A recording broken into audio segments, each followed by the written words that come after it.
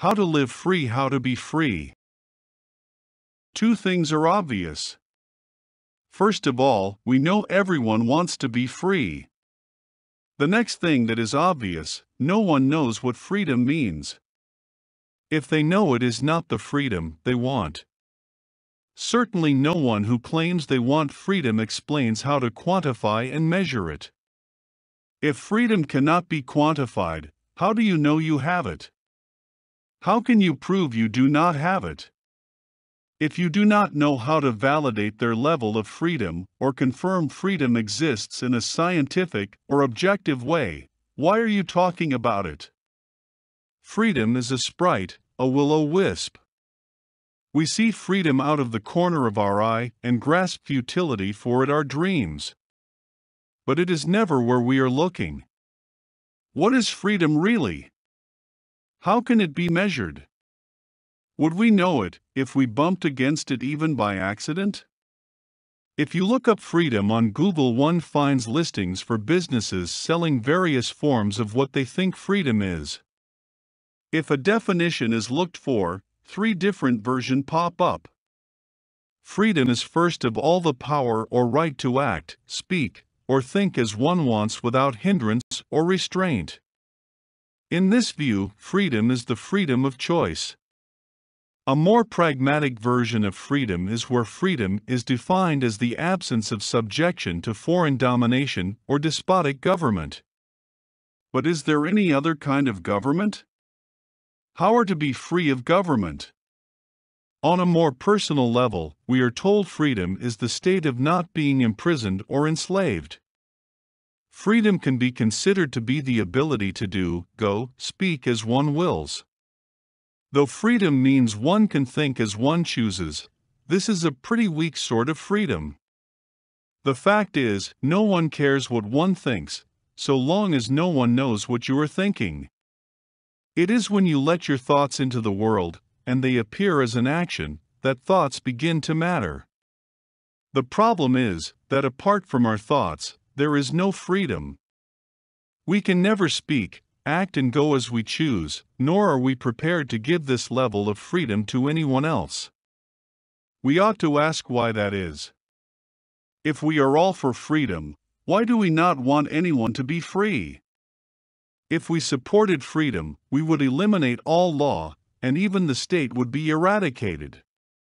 The simple answer is that all choices have costs. There is no freedom because there is no freeness. There are always costs. There is no free speech, because speech always creates costs. If we want to go somewhere or do something, our movement produces costs, and all costs must be paid. If our costs are not paid by us, someone else pays them. Logically, all costs ought to be paid for by the person who created the cost, not society and future generations. The definitions of freedom on Google express no awareness that freedom might have costs. There is no attempt to associate freedom with economics. The conventional way of understanding freedom fails to comprehend the moral component of freedom. If freedom is not free, then to seek freedom without paying for the costs of freedom is morally reprehensible. We cannot be free if we are not moral. Freedom requires moral culpability for the costs our choices create. This is where the conventional definition of freedom falls apart. Without economics, there is no restraint on freedom. If freedom is to not be restrained using the mechanisms of the market, what do we do with the limitations of the flesh? Physical reality puts limits on freedom. Even the idea that freedom is to not be imprisoned or to not be oppressed by the state is a direct reference to the physical body as a measure of freedom. We cannot be free of the flesh. Any definitions of freedom that hinges on the body being free fails to account for the costs of freeing the body from reality. The prisoner can be freed, but at what cost to society? We may be told that mankind has a right to life. It's a noble idea, but in terms of the flesh, unrealistic. The Bible tells Christians to feed the hungry, clothe the naked, and house the homeless. Those who do not work ought not eat, but at the same time, those who do work deserve to be paid for the work they do. In the Bible, freedom does not come without a cost. We are to take up our cross and follow Jesus to be freed of sin. Our help ought to build the church. There is a way to live right, and this way is not defined by freedom. The church is the way of the Spirit. We must be free of the flesh. But the freedom of this world is freedom in the flesh. The church does not feed the hungry to help the flesh and those of the flesh, but to create value for those who live in the Spirit. We do not do good works if our works only benefit the flesh and give freedom to the things of this world. We want to be free, but to be free we must give freedom. This is the paradox of freedom. We cannot take freedom from others, it must be given to others. This is the way of the Spirit. Freedom is the freedom to be free of the flesh, meaning the emotions. To be governed by the body is to be ruled by emotions, and this creates waste. If we wish to dig down to the very roots of freedom, we find that to be free is to be free of evil.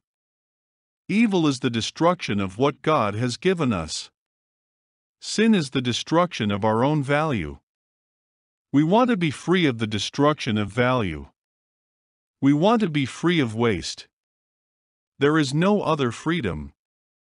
Freedom is often discussed in terms of positive rights. We want to be free to talk, to act, to feel.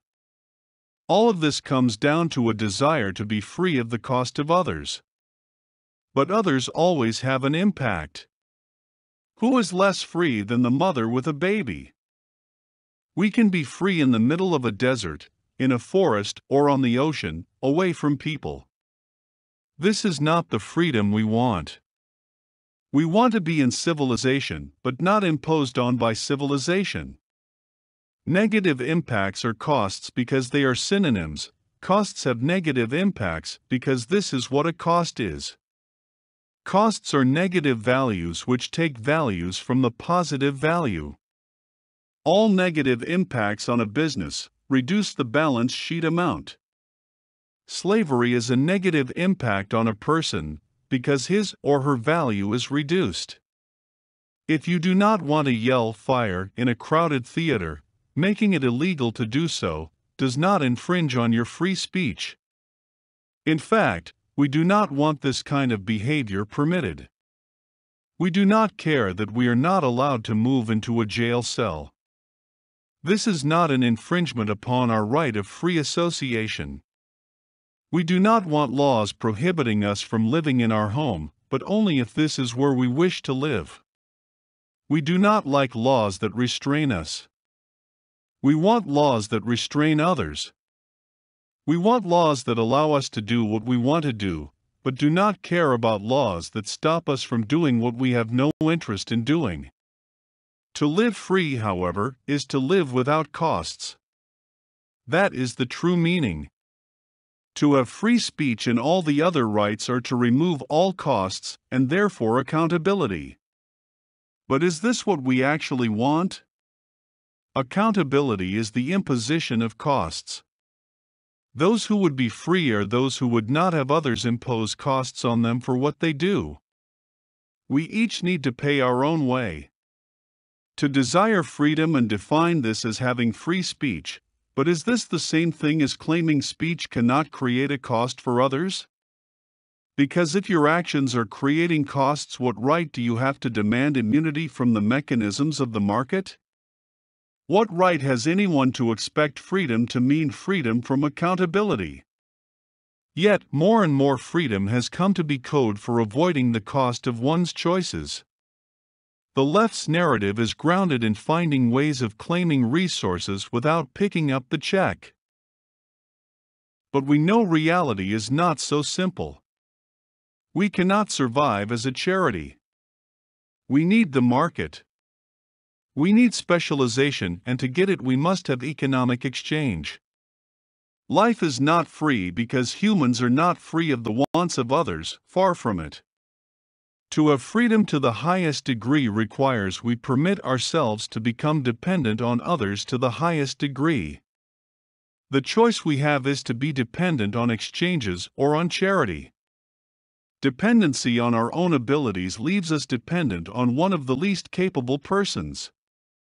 Alone we cannot even hope to produce as much as the least capable person living in a complex civilization. The subsistence lifestyle leaves us exposed to every danger and deprivation. We have to understand the world is logical. A logical world imposes one way of life on us if we are to live right. We live right or we suffer. To live right we pay our cost of living in error. This does not seem like there is freedom.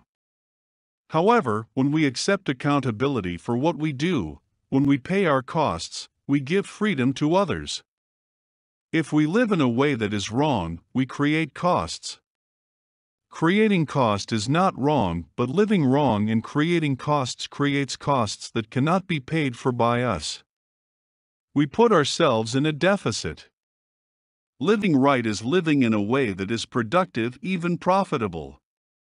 If we are not paying our costs, they are downloaded onto society and future generations.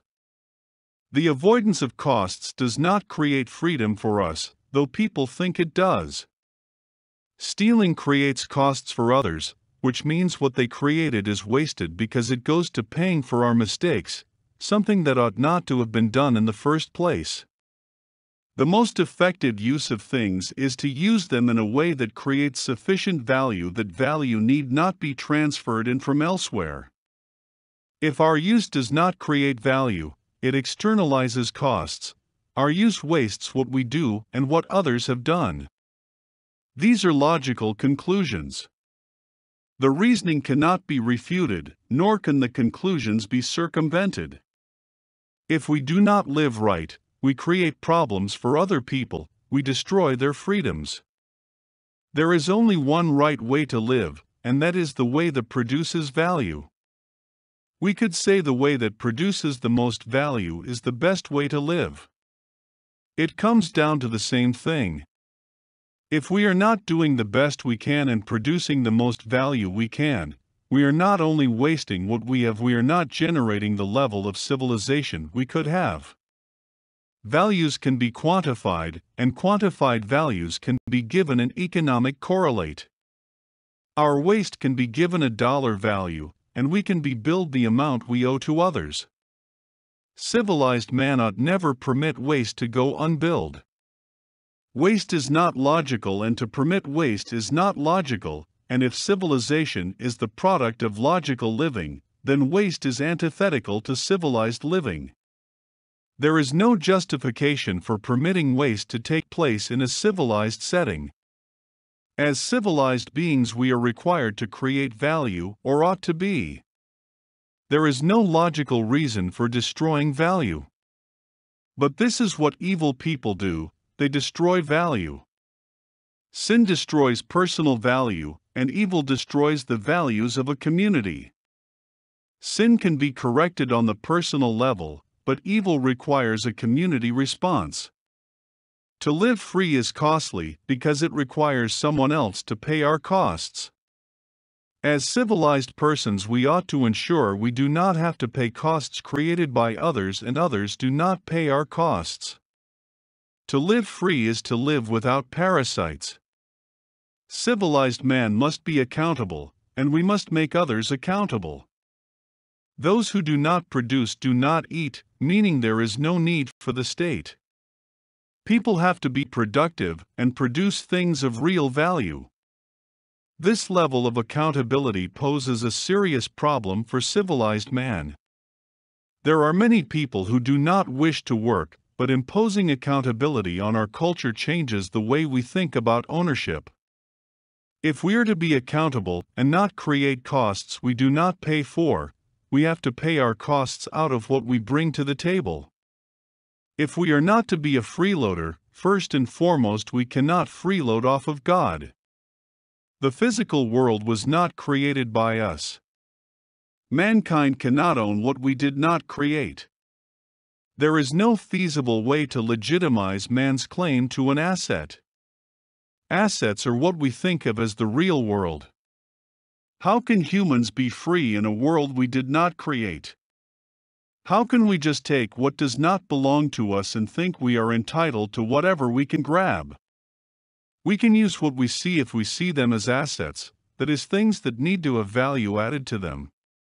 This makes us useful and justifies our usage of what actually does not belong to us. The least we can do is try and not be a burden on others. At best, we ought to be able to create value for others. The first obligation we have is to not claim what we did not create. If I say the world belongs to me, everything you and everyone else does belongs to me. This claim can be scaled down. Perhaps I claim only a nation or a business or a field, forest, or oil well. What does the scale of the claim matter if the claim itself is preposterous, unfounded, and cannot be legitimized? The point is, I am claiming something I did not create. But no human being created any physical thing. Unless we claim, might makes right and the end justifies the means, possession is not 9/10 of the law. The fact I stand on this land means nothing. Owning a gun in a society in which everyone else has knives does not give you a better claim on the resources of the place. The fact you can kill more people faster than others does not give you a right to what these other people have. To be free, one has to be free of waste and false expectations. We must be free of the claims of others to what we created. To be free of other people's claims is to not make claims on them. Do not get trapped in a cycle of reciprocation. Freedom is cash. Freedom is an economy in which everything is paid for with cash. The cash we use must be nothing more than a unit of account. Cash is not debt. Cash is not an asset. Cash has no value. Cash is an entry in an account book or script that represents values in an account book. Money has no value because it cannot be bought, and it cannot be sold or rented. Money exists or does not exist. Money is created when we produce things with value. The money represents equity. It is the part of an asset that is ours. Money just gives us a visual representation of value. Assets are things people are willing to pay for with cash. They are willing to do this because of the value humans have added to the physical element. There is no other freedom than that provided by cash. Cash is freedom, and cash is equity created by humans adding value to physical things to turn them into assets. Assets are seen as goods and services. These have value because of the value we add to them. Humans create value, and in so doing we create cash. This cash represents freedom, there is no other kind. If we create costs, we must pay those costs in cash.